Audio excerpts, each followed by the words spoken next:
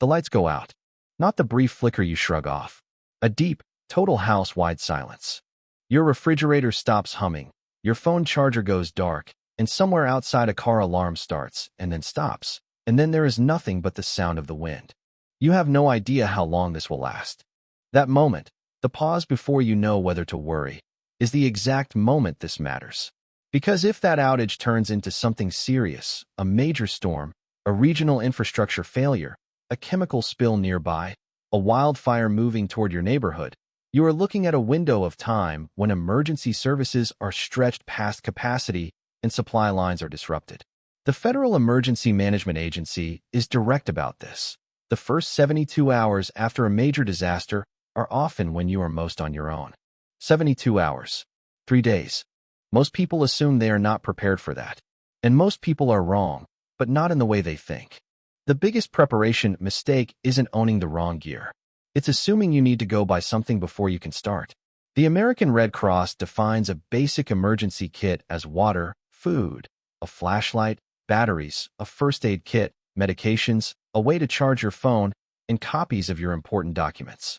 Walk through any ordinary home in the country and you will find most of that already there, scattered across closets, kitchen drawers, and bathroom cabinets, unorganized and forgotten. The challenge isn't acquisition, it's organization. And it starts with 7 categories you already have most of. Water first. Your body needs roughly 1 gallon per person per day for drinking and sanitation, according to FEMA's published emergency guidelines. More if you are in heat, more if anyone is injured or ill. For a 72-hour period and 1 person, that is 3 gallons minimum. Right now, go through your home. Sealed bottled water in the pantry, a large pot, a water filter pitcher, a clean bathtub with a working stopper, which you fill the moment a serious warning is issued. Here is the mistake almost everyone makes with water. They assume the tap will keep working. Municipal water systems depend on electricity and pressurized infrastructure, both of which can fail during earthquakes, flood events, or large-scale power outages. Store what you have today. Know how you will filter or boil what you might need tomorrow. Can you boil water right now if the power is out? That is the question worth answering before it becomes urgent. Food is next. Open your pantry and look for items that need no refrigeration and no cooking. Peanut butter, crackers, canned beans, tuna, soup, and vegetables, granola bars, dried fruit, nuts, trail mix. Honey does not expire. Shelf-stable milk. Rice and oats are options if you have a camp stove and fuel, but don't count on them if your cooking access is uncertain. The American Red Cross advises choosing foods your household will actually eat, that won't spoil quickly, and that require minimal preparation. 3 days of food isn't about variety. It's about consistent, reliable energy for anyone in your home, including children, elderly family members, or anyone with dietary restrictions. Set aside enough for at least 2 meals a day per person. Then don't touch it. Light comes next, and this is where people make a specific and costly error. When the power goes out, the reflex is to reach for a phone. That's understandable. But your phone is also your communication lifeline.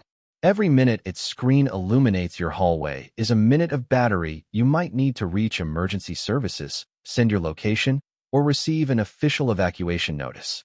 Find your actual flashlights. Check their batteries right now, not in the dark, now. Gather candles if you have them, but keep open flames away from children, paper, flammable materials, and any space with limited ventilation. A battery-powered lantern is safer for overnight use. Glow sticks from a camping drawer last for hours. Headlamps free your hands. The principle is simple. Use every non-phone light source you have, and protect your phone battery for the work only a phone can do. Which brings you directly to power.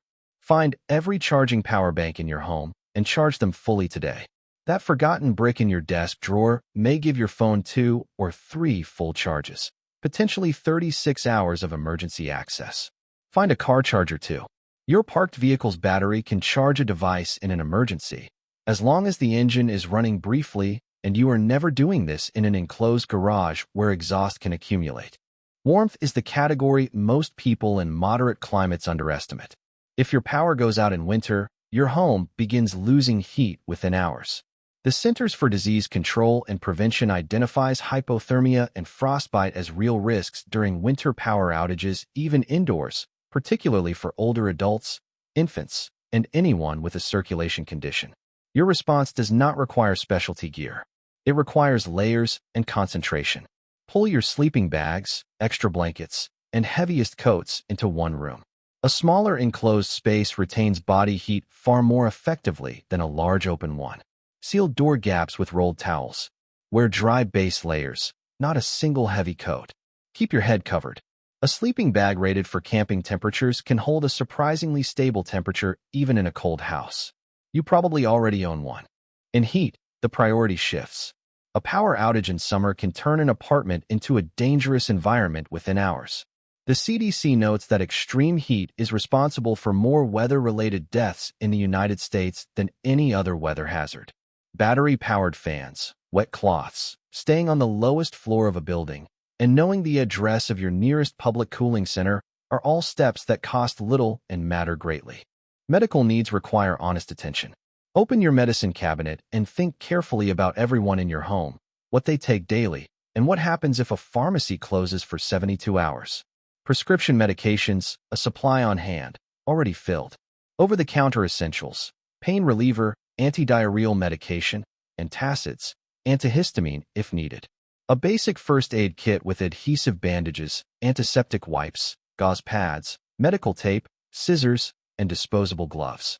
If anyone in your household relies on a power-dependent medical device, a CPAP machine, a nebulizer, a powered wheelchair, the power situation changes your priorities entirely. FEMA advises people with electricity-dependent medical equipment to contact their utility provider about medical baseline programs and to have an emergency power plan in place before a disaster, not during one. Now think about information. Most people assume their phone will always reach emergency alerts and news. In large-scale events, cell towers become overloaded, data service degrades, and connectivity fails for hours. A battery-powered or hand-crank NOAA weather radio is one of the few tools that keeps working when everything else doesn't. The National Weather Service uses those frequencies to broadcast tornado warnings, flood advisories, shelter-in-place orders, and evacuation instructions in real time. Until you own one, download your local emergency management agency's official alert app and save local emergency station frequencies in your phone. Documents are the step most people skip entirely. If you had to leave your home in under 10 minutes, what would you need? Your identification, insurance information, a paper list of emergency contacts, because contacts stored only on a phone you can't charge are not accessible when you need them most. A photograph of each person in your household, your prescription information, medical history notes for anyone with a chronic condition. Keep copies of these in a waterproof bag, a sealed plastic pouch, or a fireproof box near your emergency supplies. Photographs of your home's contents, stored in a cloud account or emailed to yourself, can support an insurance claim after a flood or fire.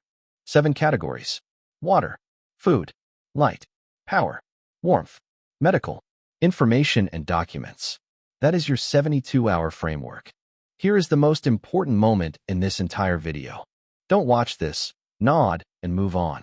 Research consistently shows that households with pre-assembled emergency supplies, even basic ones built from existing household items, manage the first days of a disaster more safely than households with good intentions and no preparation. The gap between knowing and doing is exactly where most people get caught. Give yourself 1 hour today. Find a bag, a box, a bin with handles. Label it. Walk through your home with the 7 categories in mind. Anything missing or nearly expired becomes a simple, low-urgency addition to your next grocery run. And know when your kit is no longer enough. If a mandatory evacuation order is issued, stop self-managing immediately.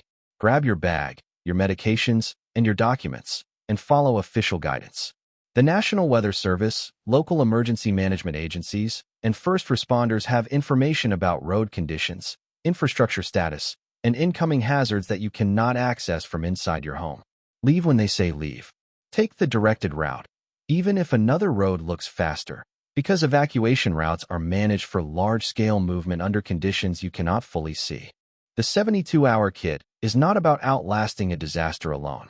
It is about bridging the gap between the moment something goes wrong and the moment trained people restore order, without creating an additional emergency that someone has to reach you to solve. Emergency preparedness is not a personality type. It is not paranoia. It belongs to the same category of quiet, practical decisions that keep a spare tire in the trunk, a small amount of cash when a card reader might fail, or a backup contact number written on paper instead of stored only in a device. Clear priorities. Simple actions. Decisions made in advance, not under pressure. The lights went out. Your house went quiet. And now, you already know what's in the bag by the door.